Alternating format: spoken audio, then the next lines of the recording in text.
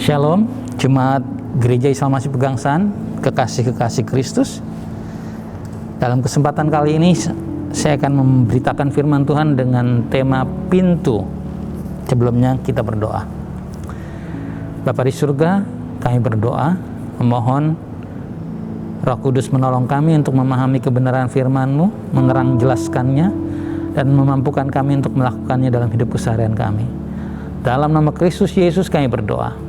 Amin. Bacaan saya terambil dari Ibrani 11 ayat 15 dan 16. Saya bacakan untuk kita.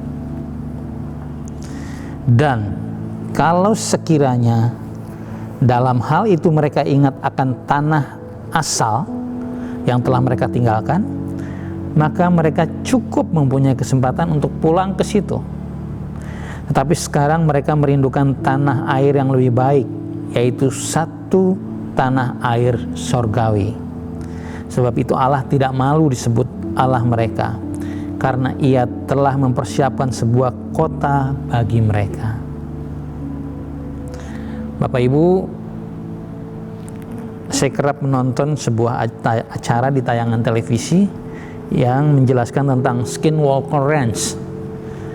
Tempat ini adalah sebuah lokasi seluas 207 hektar di Utah, Amerika Serikat.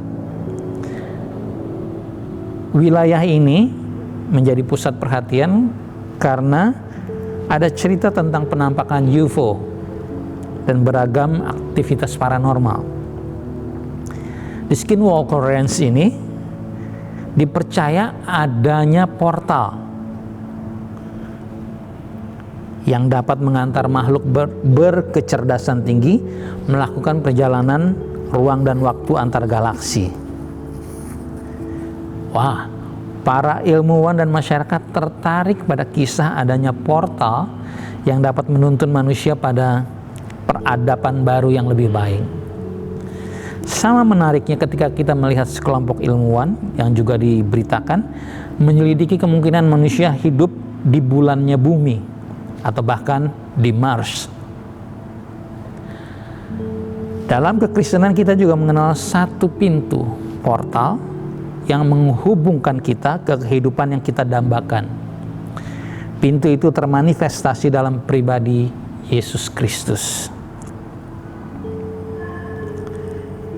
Seniman asal Italia, Lorenzo Ghiberti, yang hidup pada tahun 1378 sampai 1455, menghabiskan waktu bertahun-tahun untuk memahat kisah kehidupan Yesus pada pintu-pintu perunggu gedung Florence Baptistery di Italia. Michelangelo, bukan Michelangelo Ninja Turtle, Michelangelo seniman besar masa Renaissance, menyebut pintu-pintu perunggu itu sebagai gerbang surga, karena ketika dia melihatnya dia tergetar. Pintu itu masih kokoh hingga kini, dan itu adalah kekayaan artistik dunia. Setiap pengunjung yang datang seakan-akan mendengar sapaan Yesus yang tertulis dalam Yohanes 10 ayat 9. Ketika mereka melewati pintu-pintu perunggu itu, mereka seakan mendengar Yohanes 10 ayat 9 didengungkan kembali. Akulah pintu, barang siapa masuk melalui aku, ia akan selamat. Iman kepada karya penebusan Kristus adalah portal yang memindahkan kita dari kehidupan sia-sia tanpa makna kepada kehidupan yang bertujuan. Yesus adalah jalan yang menuntun kita menemukan suatu dunia baru yang penuh harapan. Yesus adalah kebenaran yang menerang jelaskan makna kehadiran kita di dunia ini. Yesus adalah hidup yang membebaskan kita dari rasa takut pada cengkeraman maut. Yesus adalah pintu yang memastikan jiwa lelah kita mendapat kelegaan baka. Maut hanya dapat mengambil tubuh kita, tubuh yang berasal dari tanah yang telah terkutuk akibat dosa. Sebagai gantinya kita akan mendapat tubuh kemuliaan baru.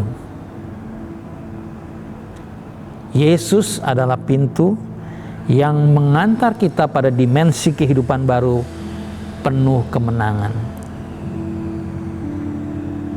Kemenangan yang kita dapat bukan saja nanti di tanah air surgawi kita, tempat tanpa tangis dan air mata. Ya, kita mendapat kemenangan itu bukan saja nanti di tanah air surgawi kita, di mana tempat itu adalah tempat tanpa tangis dan air mata. Tapi kemenangan itu juga kita dapat di sini dan saat ini, di bumi yang selalu membujuk dan menawarkan kenikmatan berujung maut. Bapak Ibu, seperti domba yang menemukan padang rumput, demikianlah sukacita yang dirasakan jiwa kita. Dan itu hanya dimungkinkan jika kita masuk melalui pintu itu, Yesus Kristus. Amin. Kita berdoa. Bapa di surga, terima kasih untuk Yesus Kristus yang adalah jalan, keselamatan, dan hidup, yang memimpin kami pada satu kehidupan baru yang kami dambakan, yang memberi kelegaan pada jiwa kami yang begitu lelah didera oleh segala permasalahan dunia ini, tetapi juga yang memberi kekuatan kepada kami untuk selama kami masih ada di dunia ini, kami mendapat kemenangan demi kemenangan melewati segala persoalan hidup kami. Biarlah kebenaran firman ini menjadi bagian dalam hidup kami. Dalam nama Yesus Kristus kami berdoa. Amin.